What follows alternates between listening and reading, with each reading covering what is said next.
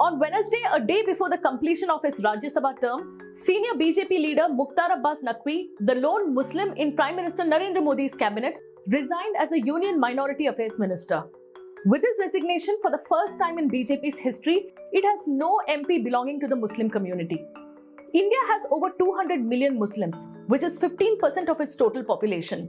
Yet, the BJP, which boasts of being the largest political party in the world, doesn't have a single Muslim MP amongst its hundreds of MPs.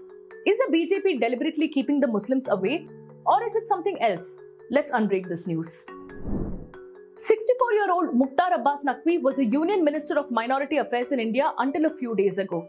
He had served as an MP in the Rajya Sabha for about 2 decades. But his resignation just before his term ended shows the stark reality of the BJP today.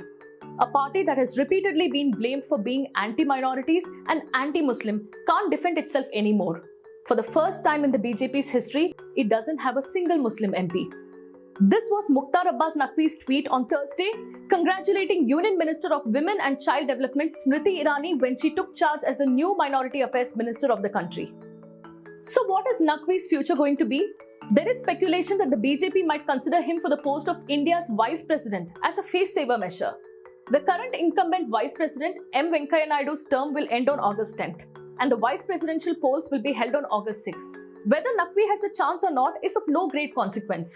The fact remains that the ruling party in the country, the BJP, does not have a single Muslim MP.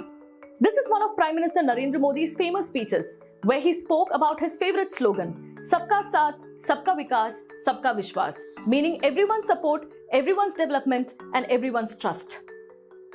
लेकिन आज लाल किले की प्राचीर से आह्वान कर रहा हूं, सबका साथ, सबका विकास, सबका विश्वास और अब सबका प्रयास.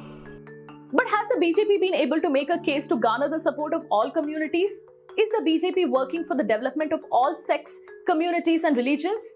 Is the party working towards building the trust of not only the majority Hindus, but minority communities too?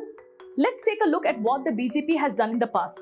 In the 2014 general elections, the BJP fielded only 7 Muslim candidates out of a total of 482 candidates, but none of them won. In 2019 general elections, the BJP fielded only 6 candidates. Again, none of them won. Whose fault is this? The candidate's fault or the party's? Let's take the UP Assembly elections this year.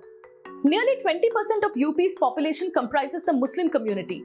Yet again, like in the case of 2017, the BJP did not field a single Muslim candidate.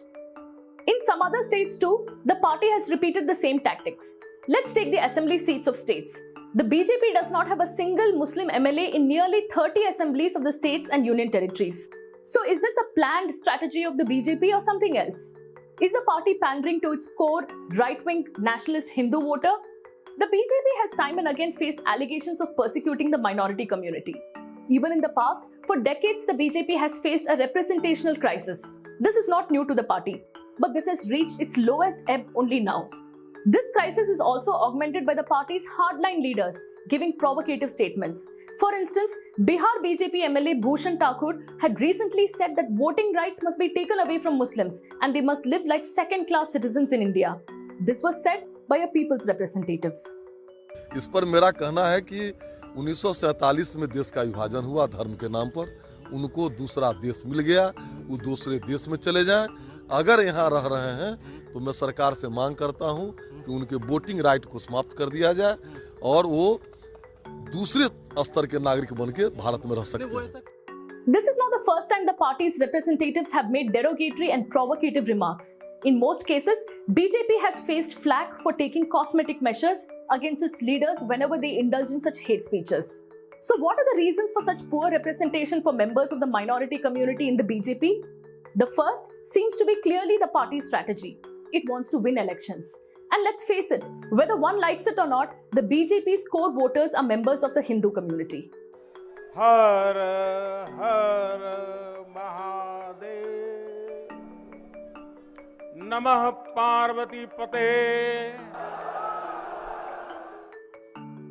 Even in some cases where Muslims are fielded, they are fielded from Muslim strongholds, and in such places, The anti-BJP sentiment is such that the voters only want to defeat the BJP candidate, come what may. While the party gears up for the 2024 general elections, it fears that putting up a Muslim candidate may anger the Hindu voters. In some areas, when a Muslim candidate is put up as a mark of tokenism, the party has been blamed time and again for not being proactive in campaigning for the candidate's victory. While the party is constantly blamed for not sticking to the democratic principles that our nation stands for and for resorting to majoritarianism and tokenism, can the party stand up to the Prime Minister's favourite slogan, Sabka Saath, Sabka Vikas or Sabka Vishwas? The Constitution of India allows every Indian to practice the religion of their choice and protects citizens from being discriminated against based on their religion or other ethnicities. Muslims and other minority communities deserve a fair representation in our country's polity so that their voices are heard and are not lost in the din and bustle of the majority sentiments. Only then can India be truly called a sovereign, socialist, secular, democratic republic.